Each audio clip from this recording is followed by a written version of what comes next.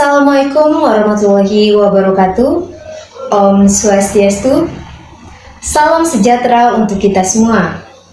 Pada kesempatan kali ini, kami akan menjelaskan mengenai Bumiku Indah Tanpa Sampah. Permasalahan sampah di Indonesia merupakan masalah yang masih belum terselesaikan hingga saat ini.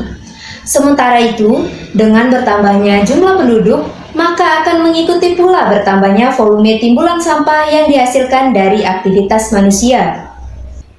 Menurut Kementerian Lingkungan Hidup dan Kehutanan atau KLHK pada tahun 2021 yang menyebutkan volume sampah di Indonesia mencapai 68,5 juta ton dan pada tahun 2022 naik mencapai 70 juta ton. Lalu ada 24% atau 16 juta ton sampah yang tidak dikelola. Seperti diketahui, dampak dari persoalan sampah terhadap lingkungan ini sangatlah jelas.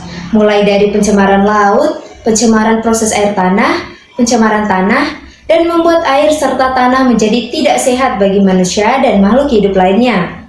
Tidak hanya itu, saat sampah berada di daratan dan kemudian dibakar, banyak yang tidak menyadarinya bahwa hal itu ternyata juga menimbulkan kerusakan lingkungan yang baru. Masyarakat yang tinggal di sekitaran lingkungan penuh sampah ini juga secara tidak langsung akan terdampak, seperti lingkungan kotor, polusi sampah, yang bisa memicu terjadinya masalah kesehatan.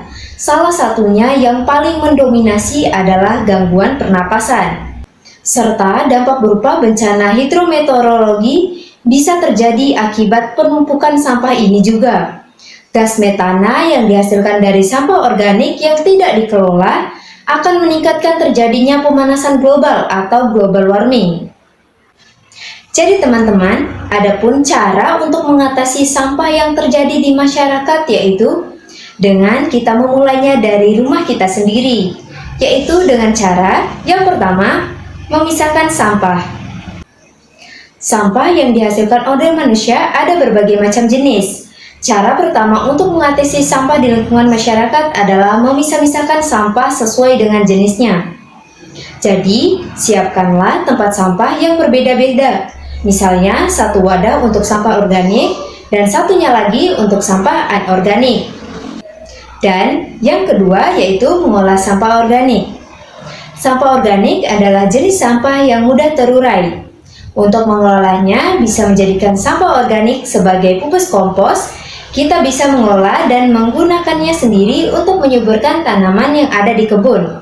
Selain itu, bisa juga salurkan ke tempat pengolahan sampah agar diolah menjadi pupus kompos yang harganya terjangkau. Untuk penjelasan selanjutnya akan dijelaskan oleh rekan saya. Terima kasih kepada rekan saya. Di sini saya akan melanjutkan materi cara-cara mengatasi sampah di lingkungan masyarakat. Yang ketiga yaitu mengolah sampah anorganik. Sampah anorganik adalah sampah yang sulit terurai dan membusuk dengan sendirinya. Oleh karena itu, kita bisa mengolah sampah anorganik menjadi barang lain yang bisa digunakan. Misalnya, mengolah sampah kering menjadi hiasan dinding yang bernilai jual tinggi.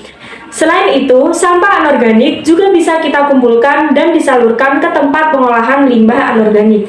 Yang keempat yaitu mengolah sampah berbahaya. Selain ada sampah organik dan anorganik, ada juga sampah berbahaya yang biasanya mengandung zat kimia. Sampah kimia ini jika tidak diolah dengan benar, maka bisa menyebabkan pencemaran yang merusak lingkungan. Yang kelima yaitu mengolah sampah elektronik. Sampah elektronik juga sama berbahayanya dengan sampah anorganik dan kimia. Hal ini karena banyak komponen dari perangkat elektronik yang tidak mudah hancur dan bisa meledak. Oleh karena itu, jika di rumah ada sampah elektronik, maka tidak bisa dibuang sembarangan, tapi disalurkan ke tempat pengolahan limbah elektronik. Sampah di sekitar lingkungan masyarakat pun akan berkurang dan kelestarian lingkungan terjaga. Yang keenam yaitu tidak menggunakan sedotan plastik. Sedotan plastik adalah salah satu sampah anorganik yang sulit terurai. Bahkan sedotan plastik bisa mencemari perairan dan mengancam kehidupan makhluk hidup lain. Jadi mulai sekarang kurangilah sedotan plastik sebagai cara mengatasi sampah di lingkungan masyarakat. Yang ketujuh yaitu membawa tas belanja sendiri. Cara selanjutnya untuk mengatasi sampah di lingkungan masyarakat adalah dengan membawa tas belanja sendiri. Jangan menggunakan tas belanja yang terbuat dari plastik lagi, agar lingkungan bebas dari sampah plastik yang sulit terurai. Apalagi tas belanja sendiri dapat dicuci dan digunakan berulang kali. Yang kedelapan yaitu membawa botol minum sendiri. Daripada selalu membeli air minum yang dikemas plastik, lebih baik teman-teman membawa botol minum sendiri.